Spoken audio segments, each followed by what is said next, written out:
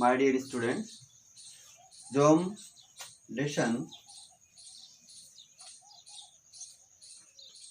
Number 6 जो पढ़ रहे थे, what is Amish with us, उसके हमने 2 पॉइंट पढ़ लिए थे।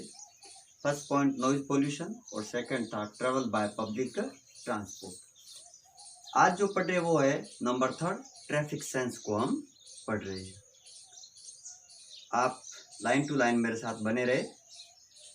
We take roads as if they were especially meant for us only. हम सड़कों का प्रयोग इस प्रकार करते हैं मानो वे केवल विशेष रूप से हमारे लिए ही बनी है। Violation of traffic norms and driving rashly are considered signs of Gallant. यातायात के मानदंडों का उल्लंघन करना और जल्दबाजी से वाहन चलाना बहादुरी की निशानी समझे जाते हैं। Those when required, such gallants prove to be the worst cowards. हालांकि आवश्यकता के समय ऐसे ये बहुत ज्यादा पराक्रमी पुरुष सबसे निम्न कोटि के कायर व्यक्ति सिद्ध होते हैं। द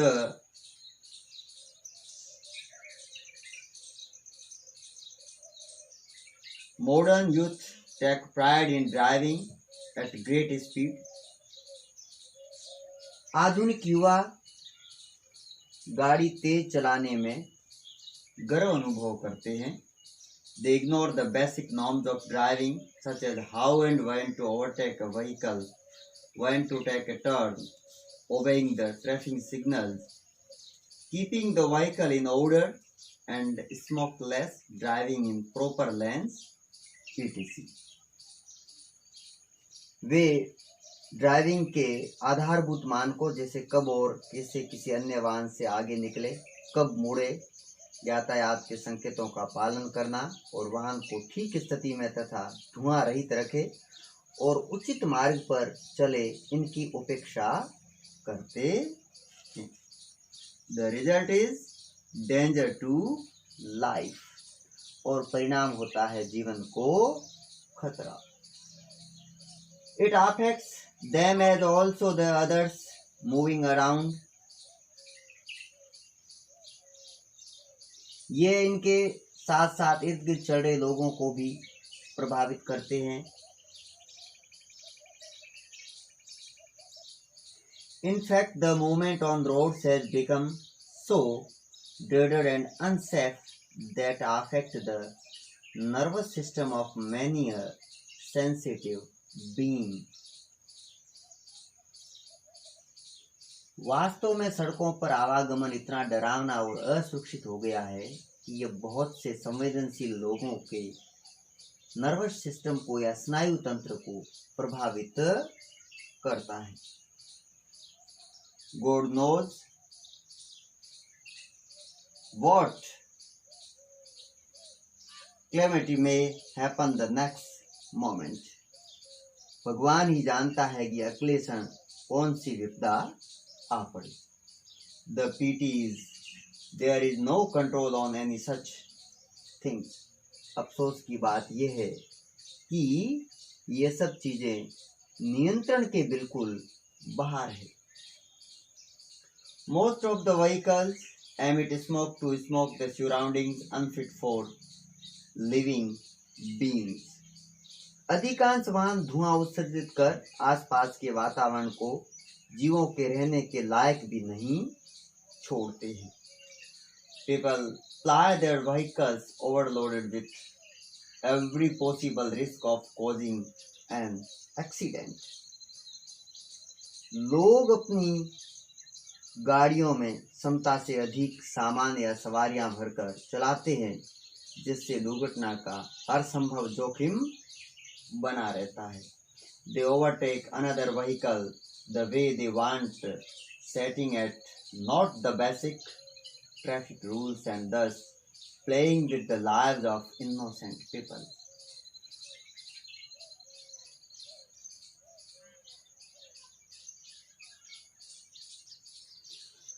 वे इस प्रकार दूसरे वाहनों से आगे निकलते मानो वे यातायात के मूलभूत नियमों की धज्जियां उड़ाना चाहते हैं और वे इस प्रकार निर्दोष लोगों के जीवन से खिलवाड़ करते हैं।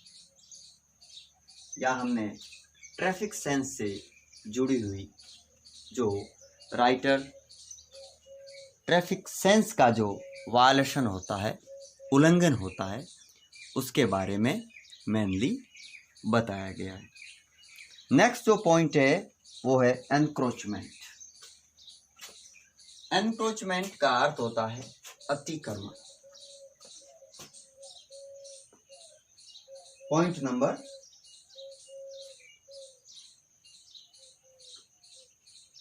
4 is encroachment.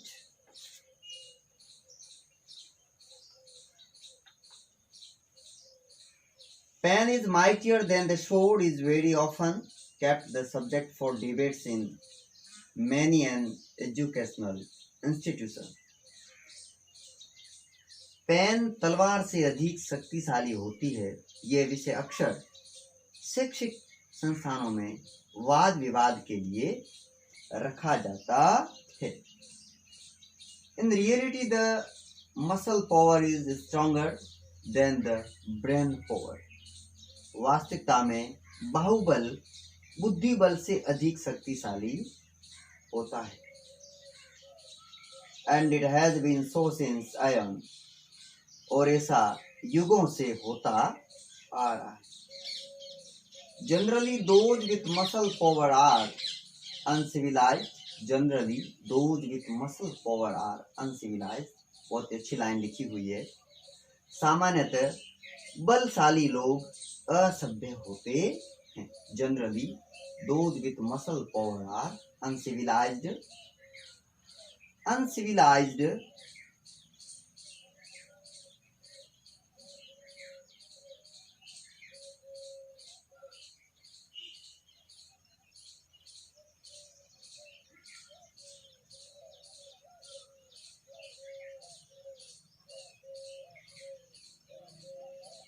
they consider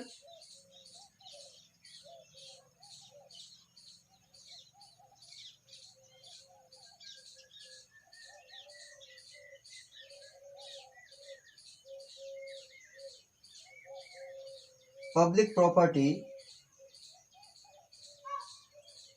their own. वे सार्वजनिक संपत्ति को भी अपनी संपत्ति समझते हैं। Making a small beginning, they grab whatever maximum property they can in course of mind, thus snatching the rights of civilized and law-abiding citizens. छोटी सी शुरुआत से वे जितना अधिक हड़प सकते हैं हड़प लेते हैं और इस प्रकार वे सभ्य और कानून का पालन करने वाले नागरिकों के अधिकार छीन लेते हैं। The footpaths on both sides of the road become their property, where they may sleep, install their shop or make their dwelling. सड़क के दोनों ओर बने फुटपाथ उनकी संपत्ति हो जाती है, जिस पर वे सो सकते हैं, अपनी दुकान लगा सकते हैं या अपना आवास बना सकते हैं। In the name of religion, they may occupy certain area even on the main road to meet their selfish ends. और धर्म के नाम पर अपने स्वार्थपूर्ण उद्देश्यों की पूर्ति हेतु वे मुख्य सड़क के कुछ हिस्सों पर भी कब्जा कर सकते हैं। Some people try to encroach upon public property after constructing houses, shops on their purchased piece of land by way of putting stairs of laying, come on the next page, laying gardens or making seating arrangement outside their marked boundary. और कुछ लोग अपनी खरीदी जमीन पर घर, दुकान इत्यादि बनाने के बाद अपनी निर्धारित चार दीवारी के बाहर भी सीढ़ियां बनाकर या बगीचा लगाकर या बैठने की व्यवस्था कर सार्वजनिक संपत्ति पर अतिक्रमण करने की कोशिश करते हैं। Who is there to check and thwart the designs? कौन है जो इनके इरादों को रोक सके और इनको विफल कर सके? None. कोई नहीं। A small beginning made undeterred grows into a big menace to all others except to those doing so. एक छोटी सी अबाधित शुरुआत ऐसे कार्य में लिप्त व्यक्तियों को छोड़कर अन्य सबके लिए खतरा बन जाती है। आज हमने जो पॉइंट में पढ़े वो एक ट्रैफिक सेंस और एनक्रोचमेंट को हमने पढ़ा है।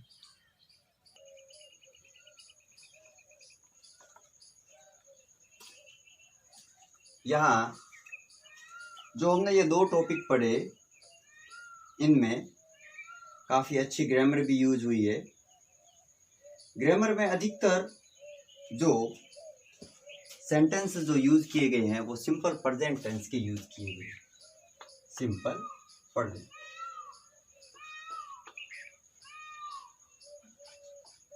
सिंपल प्रेजेंट टेंस के रूल्स में हमने पहले जिस समय हमने अलग से टेंस को पढ़ा था उस समय ये पढ़ा था कि ऐसे सेंटेंसेस बनाने के लिए हम जो अफर्मेटिव सेंटेंस बनाते हैं उनमें अगर एक वचन कर्ता हो, सिंगुलर सब्जेक्ट हो तो हम सिंगुलर वर्ब यूज करते हैं और वर्ब को सिंगुलर बनाने के लिए वर्ब की फर्स्ट फॉर्म के साथ हम एस, ई एस या आई एस प्रयुक्त करते हैं।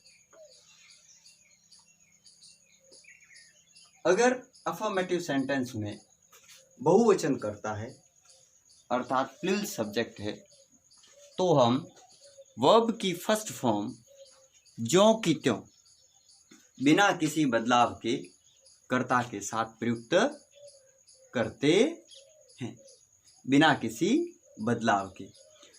तो अफर्मेटिव सेंटेंस में ये रूल्स अप्लाई करना होता है कि सिंपल प्रेजेंट टेंस के अफर्मेटिव सेंटेंस में एक वचन कर्ता होता है तो उसके साथ क्रिया एक वचन की आती है और क्रिया को एक वचन का बनाने के लिए उसके साथ एस, ई एस या आई एस जोड़ना पड़ता है और बहुवचन कर्ता होने पर वर्ब की फर्स्ट फॉर्म ज्यों की त्यों प्रयुक्त करते हैं। ये सारा रहता है अफर्मेटिव सेंटेंसेस में। किसमें?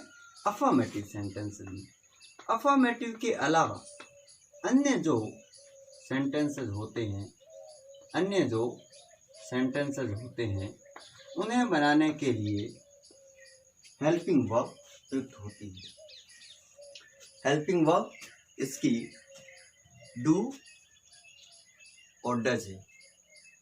सिंगुलर सब्जेक्ट होता है, उसके साथ अफर्मेटिव के अलावा सभी सेंटेंसेस में हेल्पिंग वर्ब के रूप में डज प्रयुक्त होती है और प्लूरल सब्जेक्ट जो होता है उनके साथ डू प्रयुक्त होती है।